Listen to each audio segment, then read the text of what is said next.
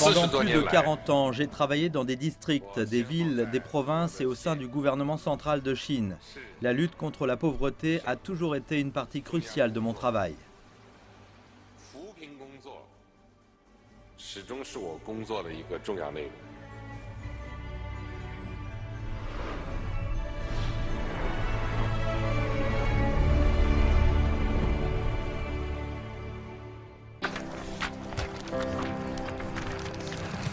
《中共中央宣传部今天授予闽宁对口扶贫协作援宁群体时代楷模称号。24年来，闽宁对口扶贫协作援宁群体扛起对口帮扶宁夏脱贫攻坚的历史使命。180余名福建挂职干部，2000余名工作队员、专家院士、志愿者等，与宁夏干部群众一起奋斗。从单项扶贫到产业对接，从经济援助到社会事业多领域深度合作，闽宁协作形成独具特色。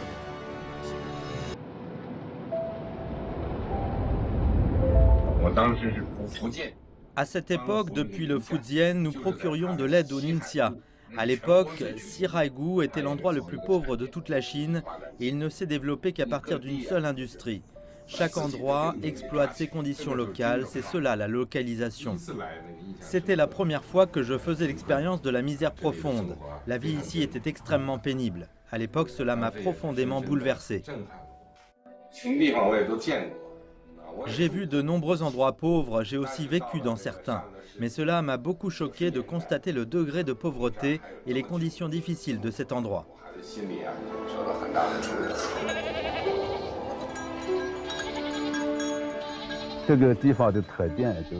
Les spécificités de cet endroit sont ses montagnes élevées, ses ravins profonds et ses routes étroites.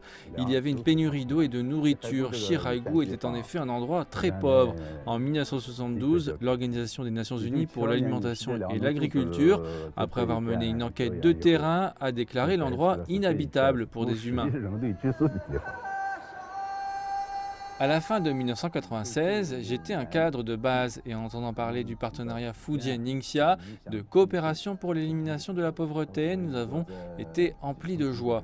Le 16 avril 1997, nous avons reçu une invitation à nous rendre dans la ville d'Inchuan pour participer à une réunion sur le partenariat Fujian-Ningxia de coopération pour l'élimination de la pauvreté. En tant que secrétaire adjoint du comité du PCC de la province du Fujian et chef du groupe de direction du partenariat Fujian-Ningxia de coopération pour l'élimination de la pauvreté, le camarade Xi Jinping a insisté pour promouvoir le développement du principe d'une coopération mutuellement bénéfique et le développement commun du Fujian et du Ningxia. Lors de cette réunion, le camarade Xi Jinping a signé avec la région de Ningxia un accord de partenariat pour l'élimination de la pauvreté. Un des points de l'accord concernait le développement de l'industrie de la mycorhize. Après la réunion, le professeur Lin Jianxi et son équipe sont venus au district de Pangyang avec 6 boîtes de souches de mycorhize.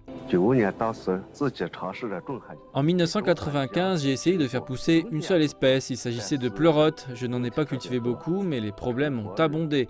Leur taux de survie était particulièrement bas. En 1997, dans le cadre du projet de partenariat Fujian-Ningxia de coopération pour l'élimination de la pauvreté, le professeur Lin Jianxi a été envoyé au comté de Pangyang pour nous diriger. Il était accompagné de plusieurs techniciens qui nous ont enseigné comment faire pousser des champignons. La production a augmenté et leur diversité s'est elle aussi accrue. À partir de 1997, nous avons acquis les techniques et après avoir amélioré tous les aspects, nous avons commencé la culture à grande échelle. Avec les 2 serres que je cultive, j'estime pouvoir atteindre environ 5 000 yuan de revenus annuels.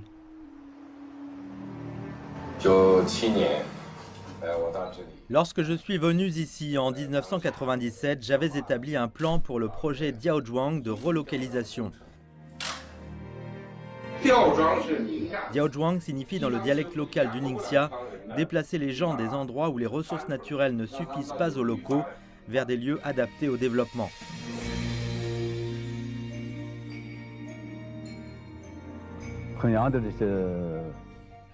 À l'époque, une partie des familles pauvres du district de Pangyang vivaient dans des habitations troglodytes. Afin de faciliter le creusement des grottes, les ruraux creusaient leurs habitations à proximité des montagnes et des fosses. Ces habitations n'avaient même pas de fenêtres et étaient très sombres.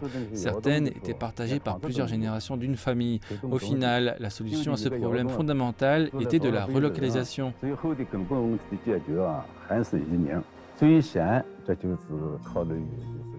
La première chose à considérer était le fait que dans le district, il fallait déplacer les gens des montagnes vers un lieu plat.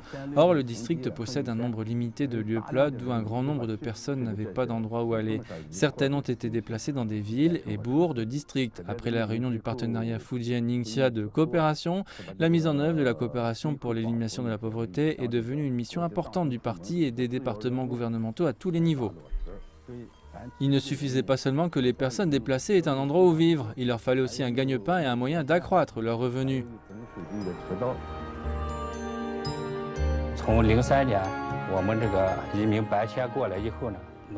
Lorsqu'en 2003, nous autres ruraux, nous avons déménagé ici, les agriculteurs ne pouvaient que cultiver le sol et dépendaient de la météo pour manger. Leurs revenus étaient extrêmement faibles.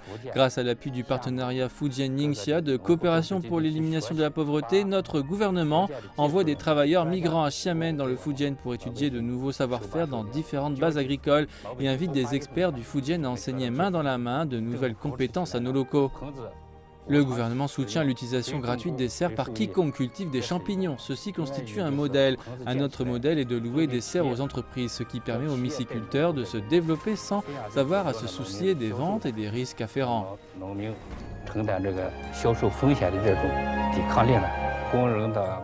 Le revenu annuel d'un ouvrier est de 30 000 yuan. Le projet rassemble les myciculteurs de 4 bourgs et de 6 villages environnants. En incluant les résidus des récoltes et les épis de maïs, chaque hectare permet de produire un surplus d'environ 3 000 yuan. Voici les bénéfices que produit l'industrie.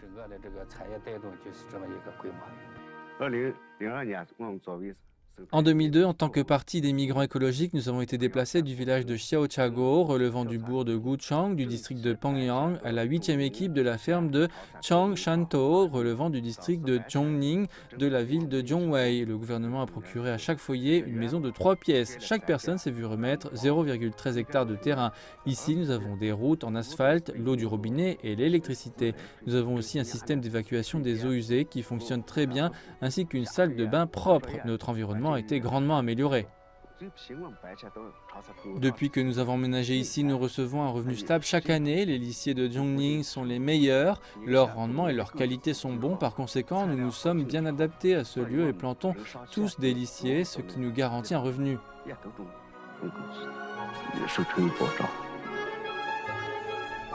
Le retrait de la liste des districts pauvres ne signifie pas que les efforts de réduction de la pauvreté sont finis et que nous pouvons nous reposer. Nous devons continuer à aider les gens confrontés à de grandes difficultés. La responsabilité, les mesures favorables, l'aide et la supervision doivent se poursuivre.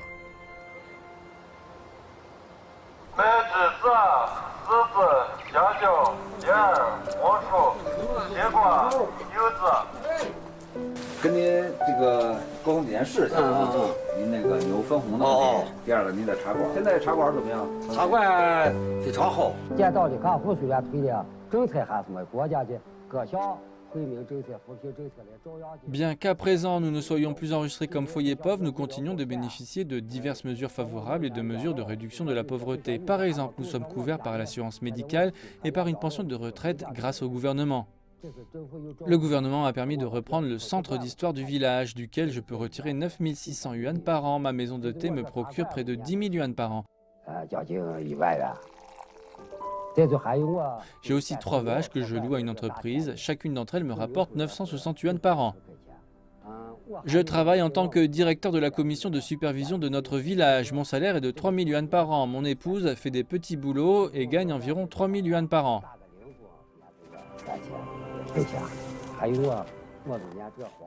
Nous avons des montagnes désertiques et des arbres. Pour soutenir les familles pauvres censées, le gouvernement nous donne de jeunes arbres que nous plantons sur les montagnes désertes. En 2019, ce seul boulot m'a rapporté 9 900 yuan de subsides. Le revenu annuel de ma famille est donc de plus de 30 000 yuan par an, suffisamment pour que nous vivions une vie heureuse et décente.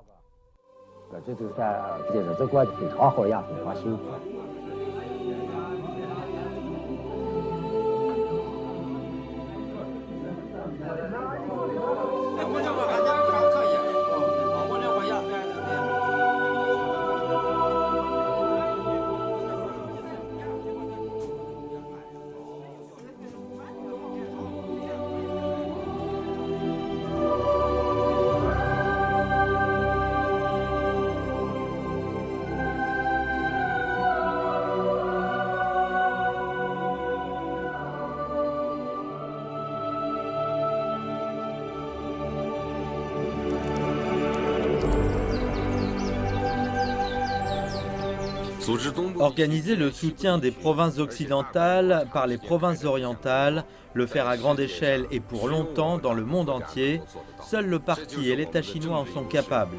Et c'est là notre avantage politique et institutionnel.